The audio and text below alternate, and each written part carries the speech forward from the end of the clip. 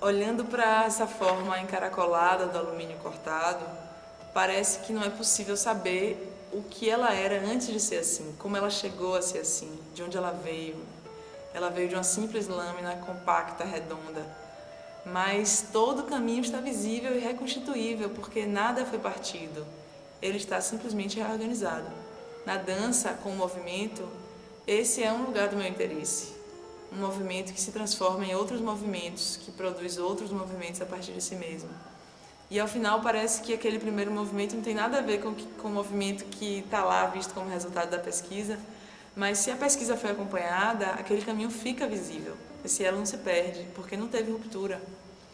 Elas simplesmente continuaram, derivaram, se repetiram até ficar diferentes. E é possível entender algo que não era possível entender antes, vendo apenas o resultado.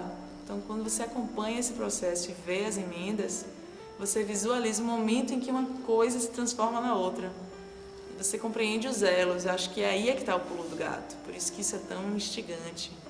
Esse desenho é uma imagem que me passa pela cabeça quando eu estou dançando Das Limites, né? Que foi uma forma que eu encontrei de explicar do que se tratava. Um caminho que não está previsto, que parece obedecer uma lógica simples, que de repente se complexifica. E quando você acha que a coisa vai se fechar, ela se amplia. E parece que você sabe qual vai ser o próximo movimento, mas você não sabe. É uma lógica que parece que você consegue acompanhar, mas ela já dá uma rasteira. E quando você acha que pegou o fio de novo, é uma coisa diferente do que você tinha imaginado, né? Esse eterno surpreender-se e no último momento ser uma coisa diferente, esse improviso, que aparece muito na dança, e ele aparece nesse desenho. O interesse dessa imagem é o mesmo do movimento, é não perder o fio, não desperdiçar o espaço, obedecer essa lógica que é surpreendente e parece que é possível acompanhar, mas sempre existe a chance dessa lógica mudar. E esse desenho, esse jogo de riscar sem perder o fio, aproveitando todas as brechas possíveis, é o mesmo jogo de se arrastar pelo chão, num deslocamento constante, que não para, que não perde o fio.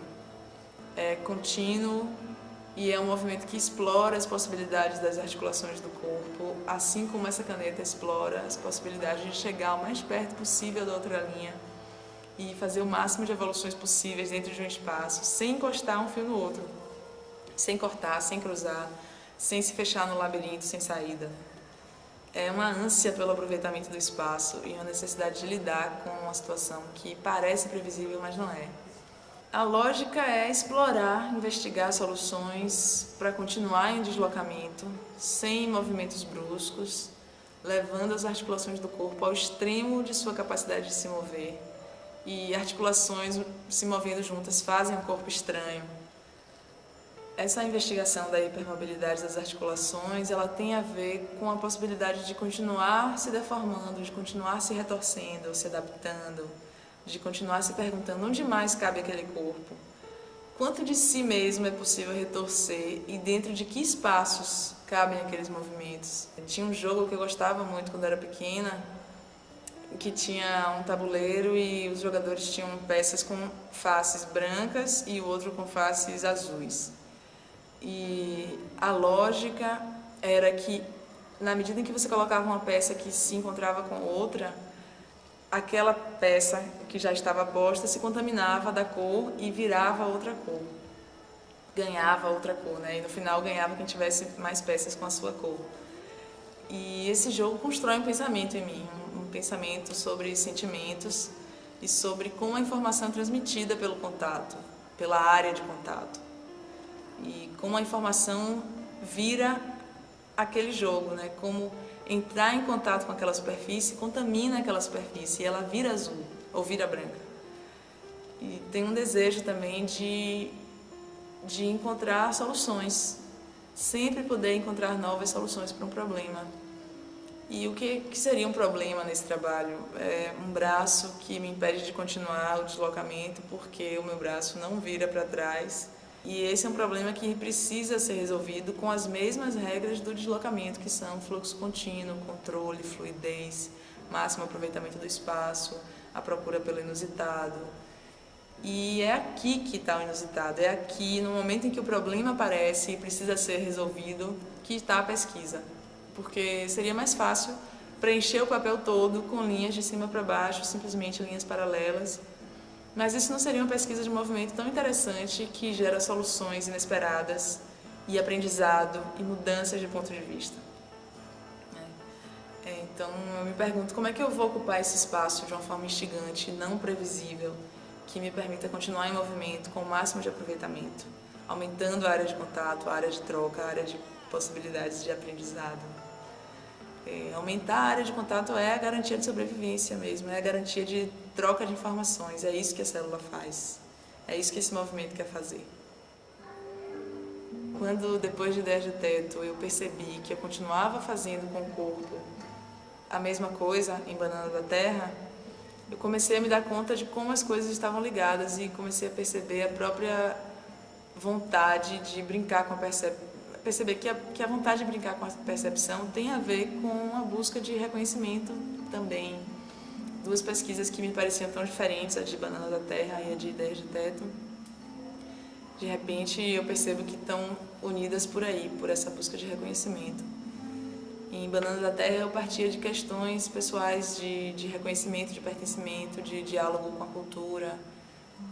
Os pontos de partida eram perguntas voltadas para os movimentos da cultura, como capoeira, a rocha. E eu não tinha me dado conta que em Ideias de Teto eu já estava falando do meu espaço na dança, do meu reconhecimento na dança. Em Banana da Terra a gente se perguntava o quanto dessa informação da cultura vive em mim, o quanto dessa informação está sendo divulgada no meu jeito de andar. Quem pode flagrar e reconhecer no corpo informações de uma cultura? A partir desse trabalho, Banana da Terra, surgem 2 novos trabalhos, Estudo para a Lesma e Deslimites. E os 2 vêm da necessidade de continuar pesquisando situações que foram propostas e que não foram aprofundadas em Banana da Terra. E esses 2 trabalhos ganham essa dimensão de jogo formal mais forte, de pesquisar a partir da forma e não a partir de um tema, estabelecer regras e aí daí parte a pesquisa, né?